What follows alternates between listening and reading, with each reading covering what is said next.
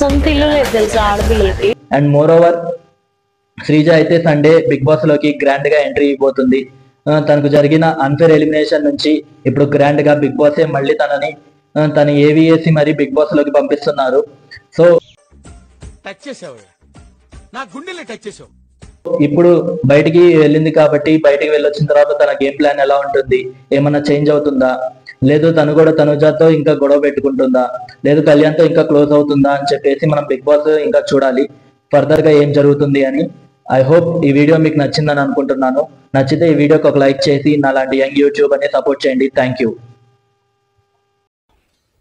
ఏం జరిగింది, ఏం జరుగుతోంది, ఏం జరగబోతోంది నాకిప్పుడే తెలియాలి. హలో మమ్మ, welcome back to my channel. ఇప్పటి వరకు మన ఛానల్ ని సబ్స్క్రైబ్ చేసుకోకపోతే ఇప్పుడే సబ్స్క్రైబ్ చేసుకోండి అండ్ పక్కనే ఉన్న బెల్ ఐకాన్ ని క్లిక్ చేయండి. అందరూ ఊరందరికీ నీతులు చెప్తావు, నువ్వు తప్పులు చేస్తావు. అద్దులని మొహం చూసుకోరా, ఒకసారి అద్దులని మొహం అనుకున్నట్టే ఈ వీక్ లో 1 ఎలిమినేషన్ ఉంటుంది అని అనుకున్నాం. ఆయుష ఎలిమినేట్ అయిపోయింది ఆల్రెడీ హెల్త్ ఇష్యూస్ వల్ల. బట్ నేనేం పాపం చేశాను, నాకే ఇంకో ఎలిమినేషన్ కూడా ఉంది, అంటే ఈ వీక్ డబుల్ ఎలిమినేషన్. సో మనం అందరికీ తెలుసు ముందు నుంచి ఓటింగ్ ప్రకారం అయితే రమ్య ఈ వీక్ ఎలిమినేట్ అయిపోతుందని. సో ఈ వీక్ రమ్య ఖచ్చితంగా ఎలిమినేషన్ జోన్ లో ఉంది అండ్ ఎలిమినేట్ అయిపోతుందని చెప్పేసి బిగ్ బాస్ నుంచి రూమర్స్ వస్తున్నాయి. సో ఈ వీక్ రమ్య అయితే ఖచ్చితంగా ఎలిమినేట్ అవుతుంది. రమ్య ఎలిమినేట్ అయిపోయిన తర్వాత శ్రీజ ఎంట్రీ అయితే ఉంటుంది రేపు ఎపిసోడ్ లో. సో శ్రీజ ఎంట్రీ కోసమే ఇప్పుడు రమ్యని ఎలిమినేషన్ చేస్తున్నారు.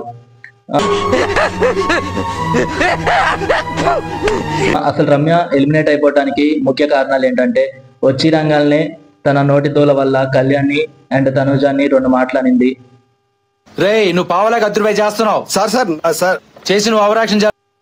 అండ్ నెక్స్ట్ నామినేషన్స్ లో అయితే బాగానే మాట్లాడింది కానీ చాలా ఓవర్ అనిపించింది, ఓవర్ గా ఎక్కువగా మాట్లాడింది. అండ్ హైపర్ ఆది వచ్చినప్పుడు కూడా నాకు తెలుసులే అన్నట్టు ర్యాష్ గా మాట్లాడింది. తనేమో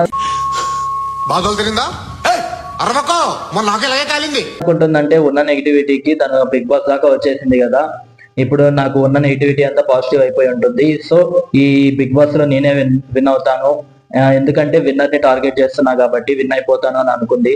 బట్ అలాంటి పప్పులేమీ ఉడకవు. ఇక్కడికి వచ్చాక ముందు సర్వైవ్ అవ్వాలి.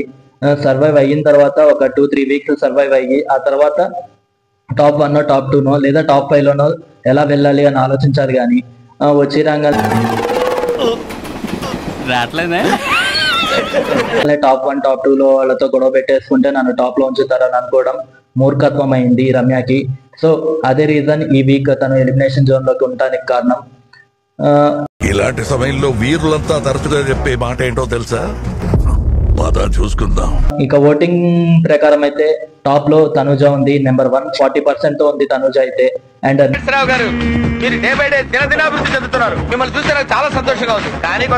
నెంబర్ 2 లో వచ్చేసి కళ్యాణ్ ఉన్నాడు, తను 20% తో ఉన్నాడు. అండ్ నెంబర్ 3 వచ్చేసి దివ్య. అండ్ ఇక్కడ నుంచి అందరూ డేంజర్ జోన్ లోనే ఉన్నారు. నెంబర్ 4 వచ్చేసి సంజన.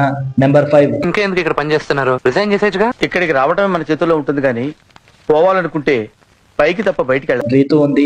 నెంబర్ 6 వచ్చేసి రాము రాథోడ్. అండ్ నెంబర్ 7 వచ్చేసి ఇక్కడ నుంచి ఎలిమినేషన్ కి చాలా దగ్గరలో ఉన్నారు సాయి శ్రీనివాస్. అండ్ నెంబర్ 8 వచ్చేసి రమ్య.